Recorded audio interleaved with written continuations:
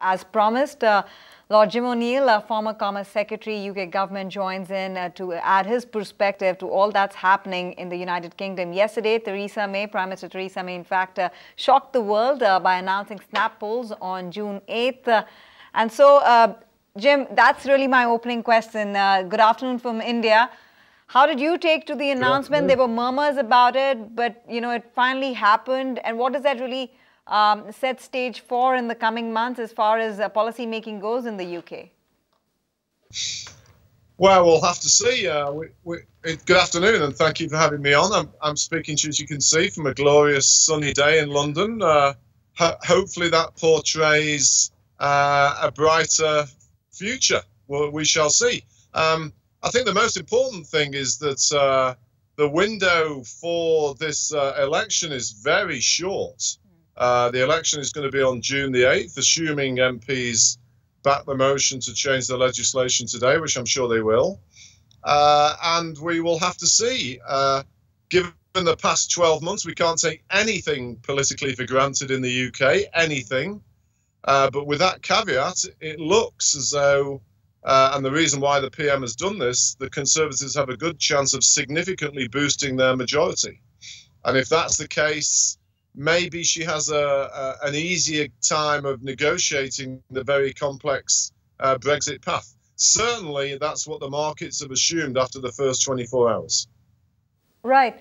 But Jim, my only follow-up then would be, how should one be looking at this event in terms of, what strategy may be followed by Theresa May in going to polls once again? Does she have reasonable confidence to come back with more power in Parliament to actually then forge ahead with a stronger Brexit mandate? So certainly that's what she will have assumed. You look at the opinion polls, the Conservative Party now have a leadership that they've not had, I think, in over 30 years. And it's partly because the Labour opposition is so weak. And probably one of the things she's wanting to do is to exploit and highlight that weakness, especially because the Labour Party, it turns out to be, is just as divided about Brexit as the Conservative Party. So it's very opportunistic. But what I would say is we don't know, and that's why there is a lot of genuine uncertainty, whether it means she would continue to pursue what is generally become known as a hard Brexit, which would be very quick departure from the single market and getting rid of free movements, or, and this is the intriguing part because the markets seem to assume this, that actually it will allow her to stand up to her own right wing and have a more, let's call it, more sensible Brexit. And it's very early days to tell, but it's very interesting to me that the foreign exchange market is essentially assuming the latter, because we've seen one of the biggest rises of the pound in a long time, and certainly since the whole referendum, and it wouldn't have done that in ordinary circumstances. Exactly my point. I was just coming to that. How do you read into the market's reaction to this announcement? It took the world by surprise. Most people on the street were shocked. For the UK markets, we saw about a cut of about 1.5%. Today it seems an okay day, sort of. But the pound, I mean, this has been the strongest rebound that we've seen in the pound in the last 8 months since the Brexit announcement. So how do you really rationalize what the market is taking away from this move?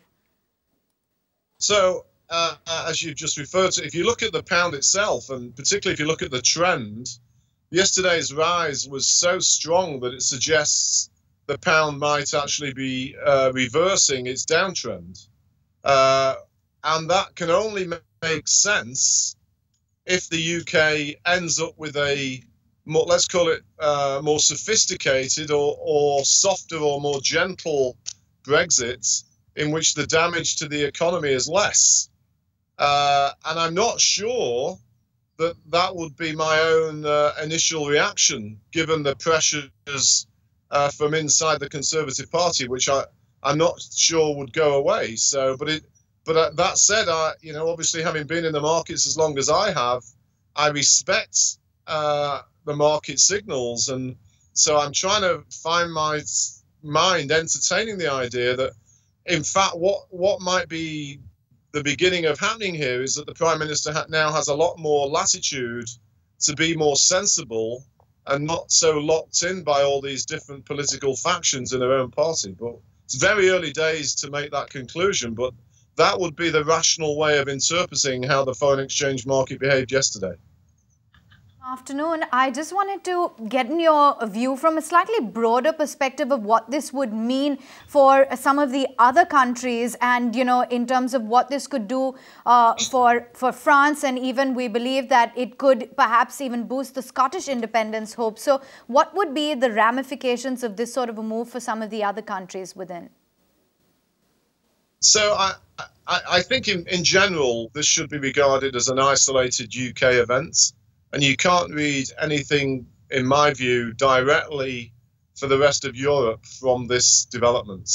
And in that regard, I would like to strongly emphasize that the first round of the French presidential election this coming weekend is extremely important for the future of the EU, the future of the euro itself. And because of the importance of Europe, therefore, for the world economy and world markets. And of course, just to complicate life, the opinion polls are very unclear. And so there is a lot of genuine uncertainty. And so next Monday will be, I think, a very big day in European markets. If what appears to be the general signal that Macron appears to emerge as the likely winner in round two, the euro and European markets will rally, which will be good for all global markets. But in the event of the two final candidates being Le Pen and the now radical left-wing candidate, I think you'd see the exact opposite reaction, because people would start to fear that this may be the beginning of the end of French desire on Europe. And arguably, France was at the beginning of the whole creation of post-war EU, and of course the way the euro has been introduced and developed. So it's a big, big weekend. It is. And in fact, Jim, you know, we have you after a really long time, so we want to make the most of this opportunity. We want to touch upon some other elements. Avan spoke about the French elections, how Scotland is going to be approaching the snap polls in UK. Also, I mean, a few days back, we had Turkey lose its democracy with the President Erdogan you know, really taking hold of the country as a solo leader. What are you making in general of the geopolitical risks that the world is facing right now? We are looking at world markets being at record highs at a time when, aside of macros and micros, it's really geopolitics which is taking center stage. Well, I have three reactions to that question, possibly contradictory. First of all, I don't really think it's anything new, partly because of 24/7 media. Our ability to focus on all these things is so much higher than it used to be. But in my experience, geopolitics has always been a huge influence on markets, going back to when I first started in the early 80s. So I don't really think it's any different. It's just now more transparent and visible because of 24/7 media. Secondly, which also means I'm not so surprised, I kind of find myself thinking about the whole BRIC acronym I created nearly 16 years ago. Part of the underlying reason why I did that was about the changing nature of global geopolitics and market interaction, and recognition in my own head that we don't live in a single, clearly identifiable system anymore.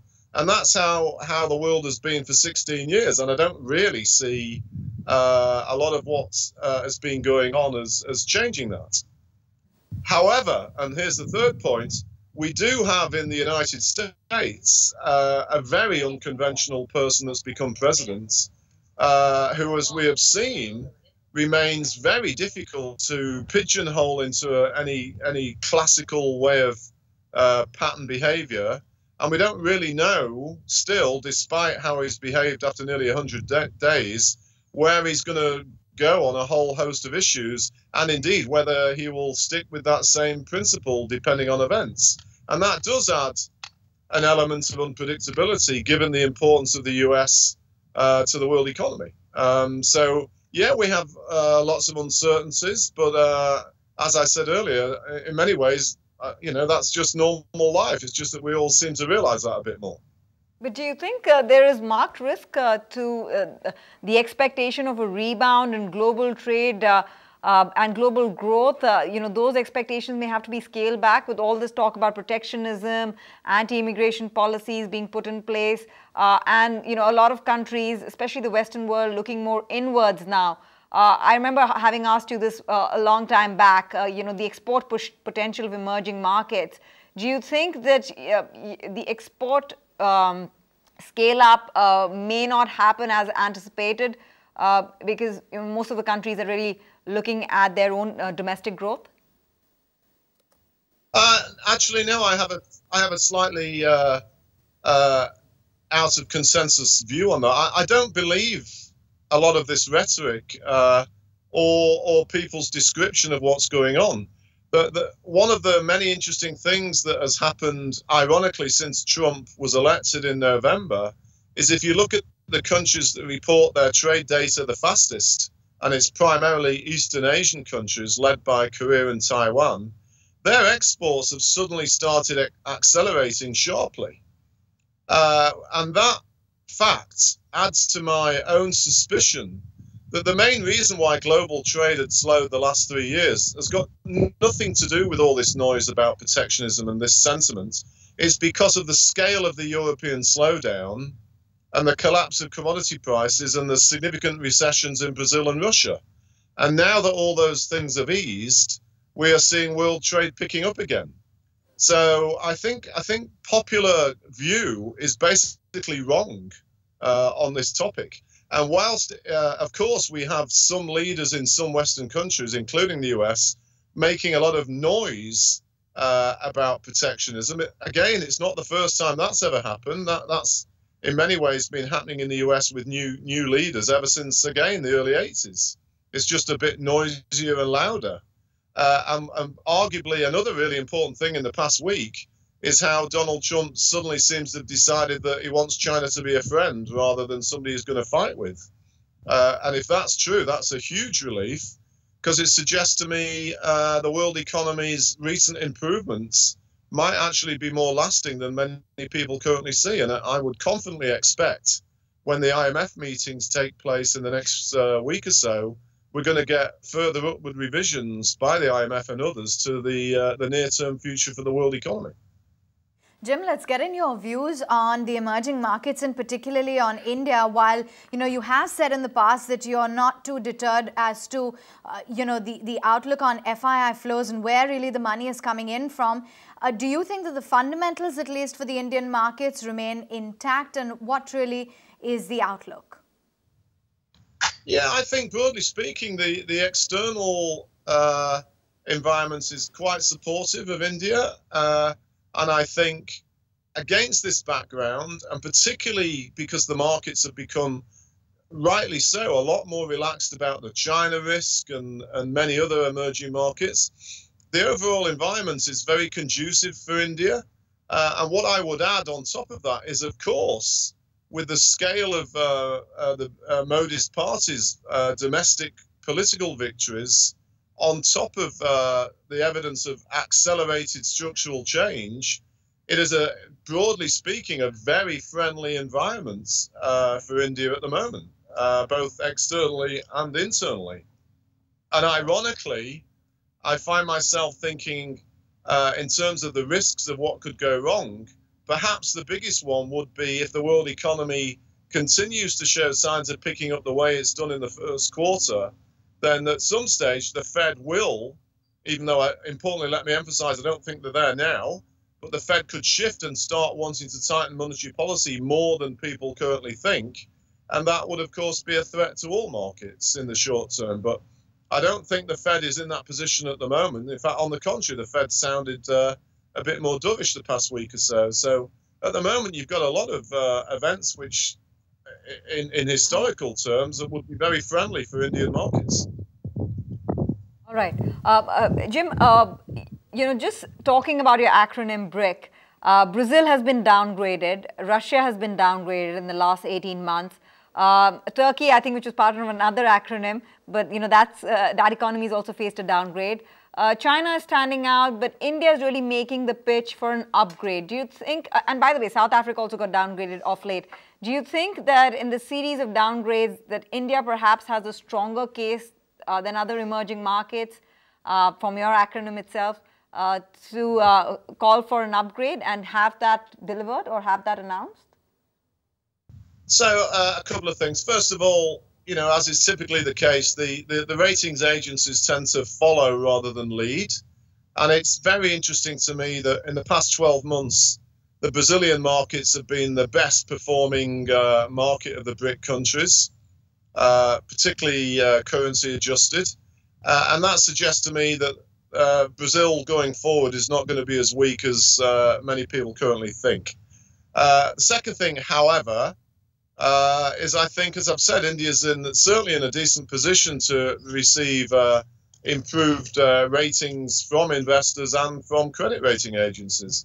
But then I would add on top of it, and I've said this so many times to you, I don't really think how people can think in such simplistic conventional terms about so-called emerging markets when you look in particular about the growing importance of China.